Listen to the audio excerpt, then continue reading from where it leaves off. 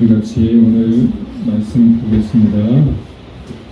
오늘 말씀은 마태복음 5장 13절에서 16절 말씀입니다. 신약성경 마태복음 5장 13절에서 16절 말씀.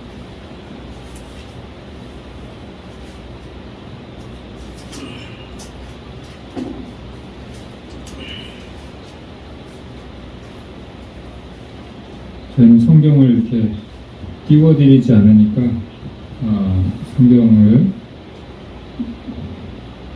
찾으시면 좋겠습니다. 5장 13절에서 16절, 제가 한 절, 여러분 한 절 이렇게 읽도록 하겠습니다. 13절 제가 읽겠습니다. 너희는 세상의 소금이니 소금이 만일 그 맛을 잃으면 무엇으로 짜게 하리요? 후에는 아무 쓸데없어 다만 밖에 버려져 사람들에게 밟힐 뿐이니라. 너희는 세상의 빛이라 산 위에 있는 동네가 숨겨지지 못할 것이요. 15절, 16절 같이 읽겠습니다. 사람이 등불을 켜서 말 아래에 두지 아니하고 등경에 두나니 이러므로 집안 모든 사람에게 비치느니라. 이같이 너희 빛이 사람 앞에 비치게 하여 그리고 너희 착한 행실을 보고 하늘 계신 너희 아버지께 영광을 돌리게 하라. 아멘. 네, 오늘은 본문 말씀을 중심으로 소금과 빛의 삶이라는 제목으로 말씀을 전하도록 하겠습니다. 저번 주까지 산상수훈은 마태복음 5장, 6장, 7장을 말씀드립니다. 예수님께서 이 땅에 오셔서 이제 공생애를 시작하시면서 첫 번째로 가르치신 말씀이 산상수훈인데요. 산 위에서 가르치셨다고 해서 산상, 수훈은 교훈을 얘기하는 것입니다. 산 위에서 주신 교훈이다. 그래서 5장, 마태복음 5장, 6장, 7장까지인데요. 그 중에서 서론격인 그 산상수훈의 이제 도입 부분인 팔복에 대해서 두 주에 걸쳐서 말씀을 드렸습니다. 그렇죠? 팔복이 중요한 것은 왜 복 중에 복이냐? 그것이 뭐 돈이 생기는 것도 아니고 떡이 생기는 것도 아니고 현실적으로 우리에게 와닿지가 않아요. 팔복은 심령이 가난한 자는 복이 있나니 천국이 너희의 것입니다. 애통하는 자는 복이 있나니 그들이 위로를 받을 것이니 위로가 됩니까 여러분? 그렇게 와닿지 않잖아요. 그렇죠? 그런데 왜 이 팔복이 진정한 복인가? 그것은 이 땅이 영원한 것이 아니기 때문에 그런 것이에요. 그렇죠? 이 땅이 영원한 것이라면 먹고 사는 거, 물질적인 거, 돈 잘 벌고 성공하는 거, 뭐 이런 것이 복이겠죠. 근데 이 땅이 영원한 것이 아니라는 것이고, 그리고 천국이 있다는 것입니다. 할렐루야. 그러니까 이 세상 무엇보다도 비교할 수 없는 복이 무엇입니까? 영원 구원이에요. 그러니까 팔복이 복이 되는 것. 복 중에서도 가장 귀한 복이라는 것이죠. 그래서 이 말씀 우리 같이 읽었잖아요. 다시 한번 읽어볼까요? 마태복음 16장 26절 시작. 사람이 만일 온 천하를 얻고도 제 목숨을 잃으면 무엇이 유익하리요? 사람이 무엇을 주고 제 목숨과 바꾸겠느냐. 할렐루야. 저도 이렇게 몸이 아파 보니까 다른 거 정말 뭐 그렇게 보이지 않아요. 사실 그냥 몸만 나았으면 좋겠어요. 뭐 맛있는 거를 먹고 싶은 것도 아니고 어디로 가고 싶은 것도 아니고 그냥 몸만 나면 행복할 것 같아요. 여러분 그 마음 아세요? 여러분 정말 절체절명의 순간에 그렇게 사람이 닥치면은 뭐 큰 거 바라지 않게 돼요. 여러분 하물며 우리 영원히 지옥불에 가느냐 아니면 영원한 하나님의 나라에 천국에 들어가느냐, 그 갈림길에서 여러분은 어떤 삶을 선택하고 싶으세요? 당연히 천국 가고 싶지 않으시겠어요? 그러면 여러분 팔복의 삶을 사셔야 돼요. 여러분 그것은 선택이 아니라 그건 여러분 우리가 마땅히 그렇게 살아야 되는 것입니다. 이 팔복을 진짜 자기에게 복이 되기 위해서는 천국이 실제가 돼야 돼요, 여러분. 천국을 믿으십니까, 여러분? 아멘. 지금 죽어도 여러분 천국 가십니까? 그러면은 이 팔복이 유익한 거예요, 여러분. 그렇죠? 네. 그 첫 번째 교훈을 말씀을 드렸고, 오늘은 소금과 빛, 너희는 세상의 소금이다. 너희는 세상의 빛이다. 이 말씀 많이 들어보셨죠? 그렇죠? 빛과 소금, 그렇게 순서로는 오늘 소금부터 말씀을 하셨는데, 그래서 이 내용이 좀 많기 때문에 오늘 다 말씀드릴 수는 없고, 오늘은 소금에 대해서, 그리고 다음 주에는 빛에 대해서 그렇게 좀 말씀을 나누려고 합니다.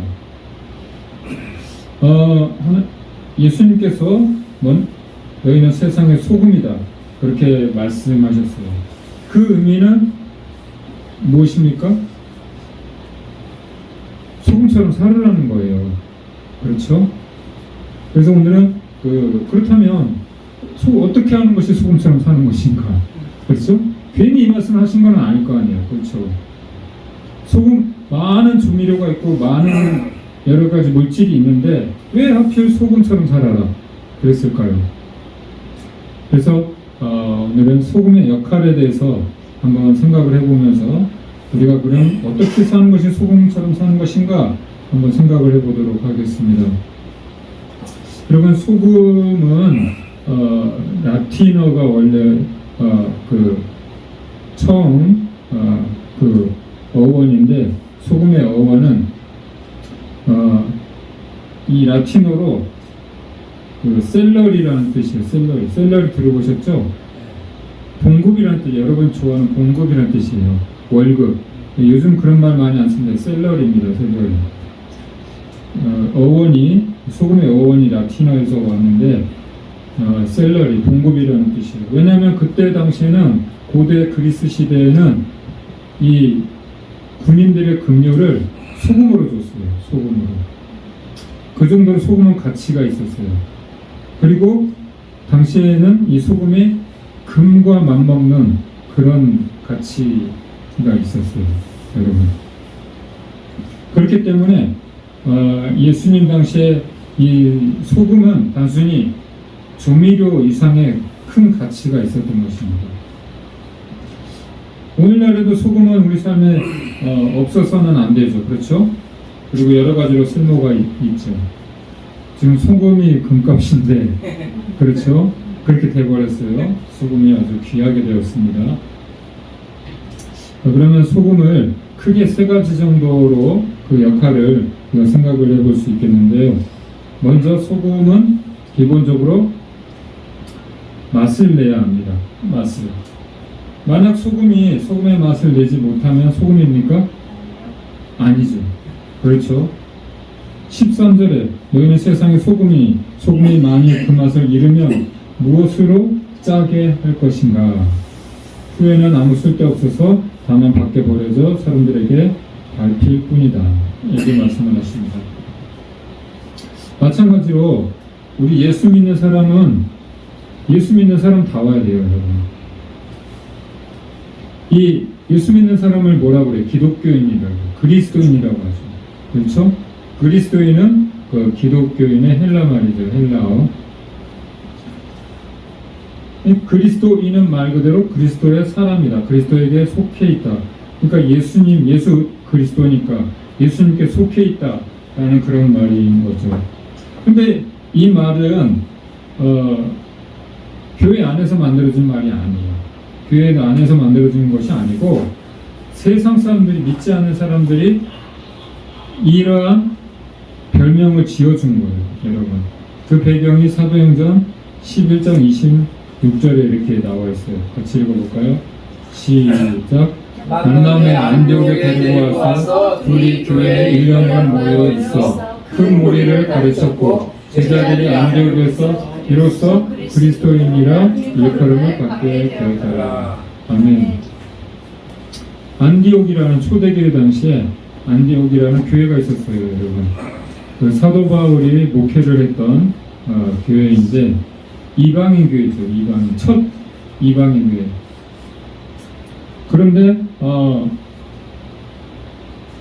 여기에서 예수 믿는 사람들이 세상 사람들이 저 사람들 보니까 하는 짓이나 행동이나 말이 예수님처럼 하는 거예요.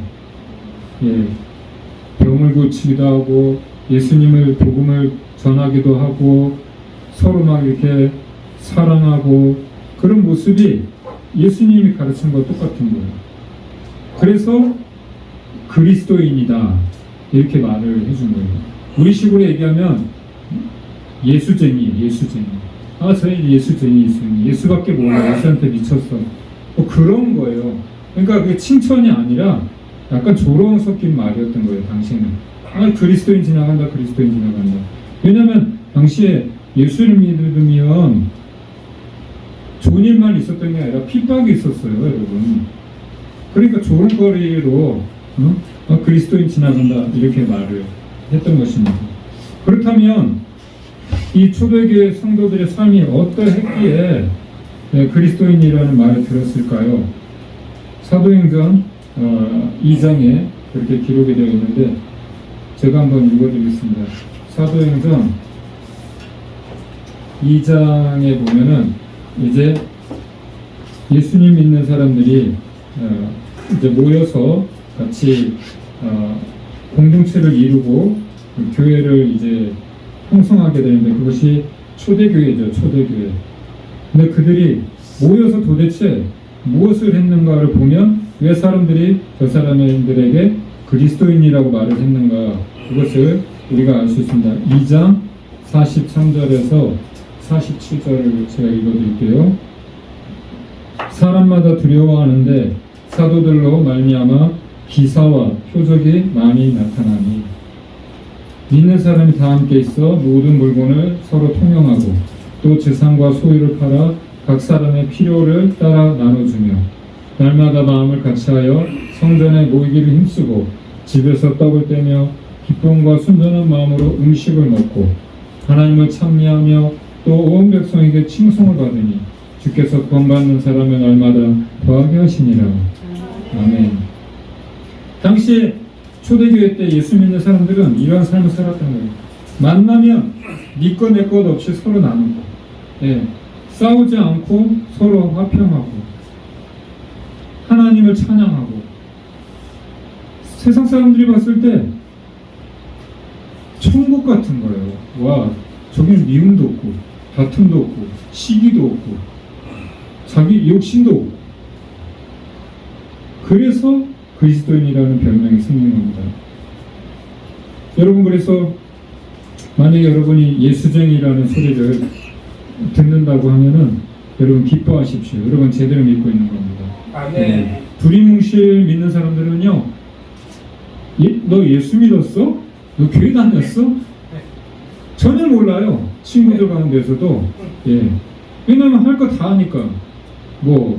그렇죠? 세상 사람들 하는 거 똑같이 하니까 에이 거짓말하지 마. 네가 무슨 교회를 다녀? 너 우리처럼 술 먹고 담배 피고 다 하잖아 너. 응? 그렇게 되는 것입니다, 여러분. 그러니까 예수 믿는다고 하면은 예수님처럼 살아야 되는 거예요, 여러분. 그렇죠? 근데 지금 우리 이 시대에는 그렇지 않잖아요. 안타깝게도. 그렇죠. 기독교가 많이 비난을 받잖아요. 그렇죠. 개독교라는 소리까지 듣고. 그렇죠. 지금은 과거 70년대, 80년대, 90년대만 해도 기독교가 굉장히 영향력이 있었어요. 그래서 대학의 캠퍼스에 40% 이상이 그때 당시에는 교회를 안 가면은 데이트를 할 수가 없을 정도였어요. 그만큼 교회를 가는 청년이 많았는데 지금 교회 청년들이 없어요. 여기 우리 귀한 한태영제 같은 또 요즘 민수가 안 나오네요. 민수를 위해서도 우리 기도해야 될 것 같아요. 그렇죠? 그런 청년들이 있지만은 지금은 교회가 많이 영향력을 잃어버렸어요. 그래서 불교로 많이 가고 천주교로 많이 간 거예요. 여러분, 과거에는 천만 교회가 그냥 전도하지 않아도 사람들이 막 왔어요. 왜 교회가 가면 좋으니까. 왜냐면은 소금이 맛을 잃어버린 것처럼 이 그리스도인이 그리스도의 이 맛을 잃어버린 거예요. 향기를 잃어버린 거예요. 여러분, 그리스도인이란 예수 믿고 교회만 다닌다고 해서 그리스도인은 아니에요. 그런 사람을 무늬만 그리스도인이다, 모양만 그리스도인이다, 이렇게 말을 합니다. 여러분, 학생이 교복 입고 책가방만 들고 학교 다닌다고 학생입니까? 그런 건 아니잖아요. 그렇죠? 제대로 공부하고 또 착실하게 학교를 다녀야 되는 거죠. 여러분, 군인이 군복만 입었다고 군인은 아니잖아요. 그렇죠? 총도 쏠지 모르는 군인 많아요. 그렇죠? 경찰은 경찰다워야죠. 그렇죠? 근데 경찰이 도둑질을 해. 그러면 경찰입니까? 그리스도인은 그리스도인다워야 되는 거예요. 할렐루야. 그리스도인의 옷을 입었다면 예수처럼 살아야 되는 거예요. 모양만 그냥 무늬만 그리스도인 흉내내고 다니면 안 되는 거예요. 그런 사람은 세상 사람들이 내가 예수 믿는 사람이야, 교회 다니는 사람이야 말하기 전에 다 알아요. 삶을 보면 알 수 있는 거죠. 그래서 우리가 그리스도인이 되기 위해서는 그럼 어떻게 해야 될까요? 성화의 과정을 거쳐야 됩니다. 성화. 이 성화라는 것은 거룩해진다는 뜻이에요. 거룩해진다는 뜻이에요. 거룩할 성자죠. 어떻게 거룩해집니까? 여러분, 물과 기름이 섞일 수 있어요, 없어요? 빛과 어둠이 섞일 수 있어요, 없어요? 불가능하잖아요. 우리는 세상과 섞이면 안 되는 거예요, 여러분. 그 짝퉁 그리스도인이라고, 그 짝퉁 그리스도인. 많은 가방들이 있는데 거기서 진짜가 있고 가짜가 있단 말이에요. 그렇죠? 우리는 짝퉁 그리스도인이 되면 안 되는 거예요. 세상에 살고 있지만, 그렇죠? 세상에서 뭔가 달라야 돼. 빛이 반짝반짝 나야 돼. 와, 저 사람은 얼굴 빛이 나. 와, 저런 어려운 환경에서도 와, 저렇게 기뻐할 수 있고 불평하지 않고 어떻게 저렇게 살 수 있지? 그렇게 구별되는, 거룩하다는 말은 구별된다는 얘기예요. 그렇죠? 그것을 성화라고 말합니다. 그럼 성화는 어떻게 성화가 됩니까? 이것은 훈련과 연단을 통해서 가능한 것입니다. 마치 광물이 재련이 되고 단련되어져야 순금이 되잖아요. 그렇죠? 예수 믿는 사람도 이런 과정이 필요한 것이죠. 훈련과 연단, 시련을 통해서 옛 성품, 옛 자아, 그렇죠? 옛 사람이 완전히 죽고 새롭게 변화되고 거듭나야 돼요. 할렐루야. 아멘. 나는 죽고 예수로 사는 사람이 되어야 합니다. 갈라디아서 2장 20절에서 사도 바울은 이렇게 고백합니다. 함께 읽어보겠습니다. 시작. 내가 그리스도와 함께 십자가에 못 박혔나니 그런즉 이제는 내가 사는 것이 아니요 오직 내 안에 그리스도께서 사시는 것이라. 이제 내가 육체 가운데 사는 것은 나를 사랑하사 나를 위하여 자기 자신을 버리신 하나님의 아들을 믿는 믿음 안에서 사는 것이라. 할렐루야. 이제 주님과 함께 죽은 사람은 이제 나를 위해서 살지 않아요. 나를 드러내지 않아요. 내 안에 누가 계시기 때문에 그래요? 예수님이. 그러니까 이제 예수님이 이제 사는 것이에요. 예수님처럼 사는 것이죠. 여러분, 시체가 말을 할 수가 있습니까? 반응을 할 수 있어요? 죽었잖아요. 죽었으면은 이제 옛날에 있었던 혈기, 또 어떤 그런 잘못된 습관, 그런 버릇들, 그런 것도 함께 다 사라져야죠. 그렇죠? 누구든지 그리스도 안에 있으면 새로운 피조물이라. 이전 것은 지나갔으니 보라 새 것이 되었도다. 이러한 삶을 살아야 한다는 것입니다. 두 번째로 소금의 기능은 부패를 방지해줍니다. 썩는 것을 방지해준다는 것입니다. 방부제 역할을 해준다는 것이죠. 여러분, 소금은 김치나 음식에 들어가서 어때요? 썩지 않고 그 음식에 오래 갈 수 있도록 그렇게 기능을 해주죠. 우리 몸 안에 0.9%의 염분이 있어야 된다고 해요. 예. 우리 안에 염분이 있는 거 아시죠? 소금 성분이 있는 거 알죠? 그래서 우리 땀이 짜잖아요. 그렇죠? 수분이 있지만 또 염분이 있어요. 예. 그리고 이 바닷물이 3%의 염분, 이 염화나트륨이 있기 때문에 바다가 썩지 않게 해준다는 거예요. 바닷물이 괜히 짠 게 아닙니다, 여러분. 예, 이유가 다 하나님이 다 이유가 있어서 만들어 놓으시는 거예요. 그 3%가 이 바닷물이 오염되지 않게 썩지 않게 해준다는 거죠. 그런 것처럼 이 세상에도 3%의 제대로 된 그리스도인만 있으면 이 땅은 소망이 있는 것입니다. 근데 우리나라를 보니까 아직 3%는 더 있는 것 같아요. 아직 소망이 있는 거 보니까. 예. 왜냐면 우리 성경에도 보지만은 여러분 소돔과 고모라가 의인 10명 앞서서 망했어요, 여러분. 그렇죠. 아시죠? 네.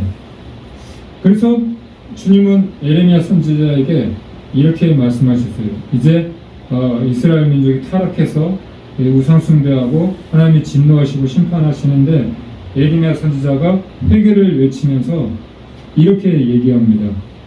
예레미야서 5장 1절 시작. 너희는 예루살렘 거리로 빨리 다니며 그 넓은 거리로서 쳐다보고 알라. 너희가 만일 정의를 행하며 진리를 구하는 사람 한 사람이라도 찾으면 내가 이 성을 용서하리라. 할렐루야. 와, 그들 당시에 한 사람이 없었다. 한 사람. 얼마나 안타깝습니까, 여러분. 하나님을 찾는 한 사람이 없다는 거예요. 한 사람이. 그 한 사람만 있으면 이 성을 내가 이스라엘 이 민족을 멸망시키지 않겠다, 용서하겠다, 그렇게 말씀합니다, 여러분. 지금 이 시대에도 그러한 한 사람, 의인 10명이 필요합니다. 여러분이 그러한 사람이 되시기 바래요. 바로 우리 자신이 우리 교회와 우리 가정과 정말 이 사회에 그러한 사람이 되어야 합니다. 소금처럼 자기는 녹아지고 없어져서 이 스며들어가서 음식을 그렇게 부패하지 않게 맛을 내고 부패하지 않게 만드는 것처럼 이 세상의 부패를 방지하는 그런 소금의 역할을 해야 합니다. 할렐루야. 소금의 세 번째 기능은 치료제 역할을 한다고 합니다. 소금은 우리의 건강과 뗄래야 뗄 수 없는 관계에 있습니다. 그래서 소금은 생명이라고 이렇게 말을 합니다. 물도 생명이잖아요. 물 없으면 못 살잖아요. 공기도 생명이잖아요. 소금도 생명과 같은 그런 존재라는 거죠. 사람은 소금물에서 태어난대요. 아기가 자라는 엄마 뱃속의 양수는 바닷물과 같다고 합니다. 거기서 아기는 안전하게 자랄 수가 있다고 해요. 건강하게. 우리 몸 안에는 0.9%의 아까 염분이 있다고 했죠. 그 0.9%의 그 소금이, 염분이 혈액의 산성화를 막아주고 또 신진대사를 주도한다고 합니다, 여러분. 그래서 여러분, 소금이 여러분 음식을 먹을 때 너무 짜게 먹어도 안 좋지만 너무 또 싱겁게 먹어도 안 좋은 거예요. 적당한 소금이 유지가 돼야 돼요, 우리 몸에는. 그리고 심장은 소금 덩어리라고 해요, 심장. 그래서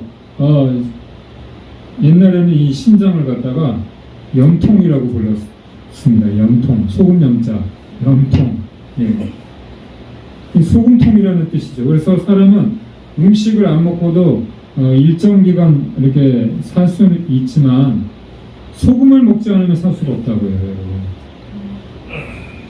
좀 더 구체적으로 또 소금은 피로 회복에도 좋고 염증 치료에도 필수적이라고 합니다. 이처럼 소금은 건강을 위해서 필수적인 그런 치료제 역할을 합니다, 여러분. 예수님의 3대 사역 중에 하나도 치유 사역이었어요. 마태복음 4장 23절에 보면은 한번 읽어볼까요? 시작. 예수께서 온 갈릴리에 불을 다니며 그들의 회당에서 가르치시며 천국 복음을 전파하시며 백성 중에 모든 병과 모든 악한 것을 고치시니. 할렐루야. 예수님이 이 땅에 오셔서 한 일 중에 복음을 전하고 가르치고 또 병자를 고치셨어요. 예.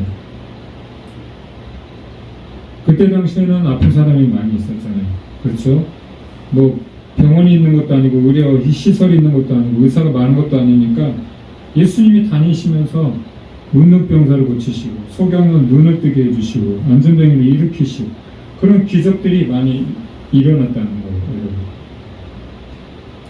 그래서 우리도 그렇게 치유하는 이 세상, 이 병든 이 세상을 지금 세상이 여러분 어때요? 겉으로는 멀쩡해 보이지만 잘 사는 것 같지만 여러분 한번 병원 가보세요. 지금 제일 잘 되는 데가 어딘지 아세요? 병원이에요. 병원. 병원만 지으면 사람들이 버글버글합니다. 여러분. 왜 이렇게 아픈 사람이 많아요? 저 아프기 전에는 전혀 몰랐어요. 병원에 갈 일이 없으니까. 병원에 한번 가보니까 와 한참 기다려야 되고 그렇게 아픈 사람이 많은 거예요.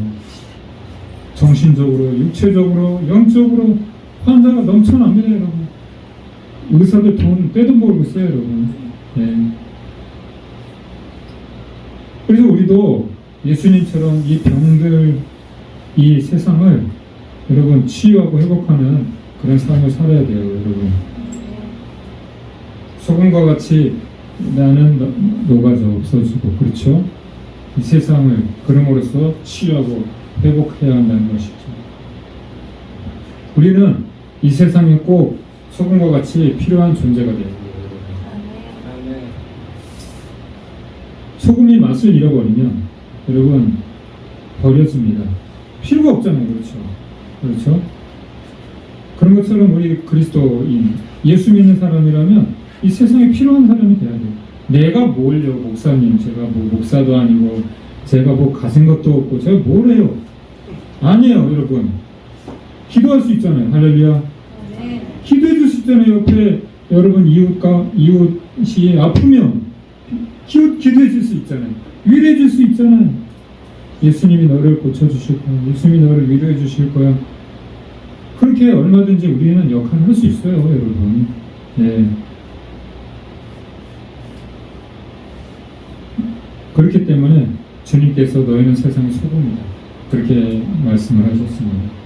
이 말씀을 기억하고 우리가 이 세상에 소금과 같은 그런 그리스도인이 되기를 소원합니다. 네.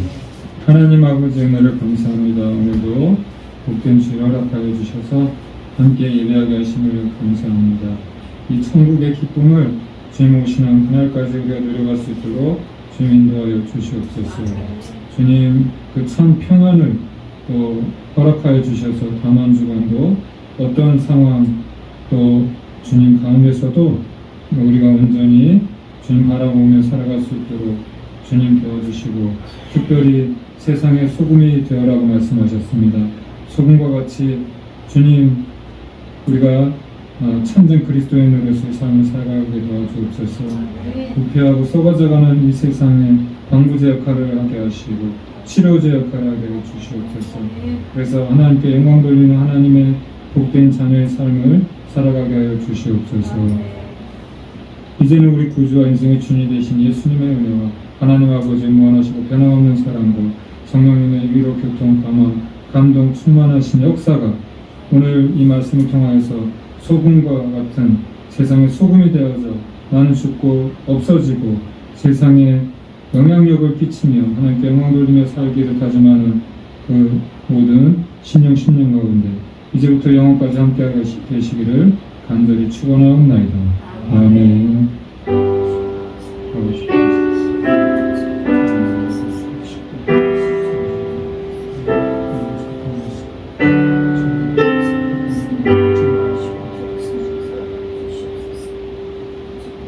할렐루야. 우리 서로 인사하겠습니다. 사랑하고 축복합니다.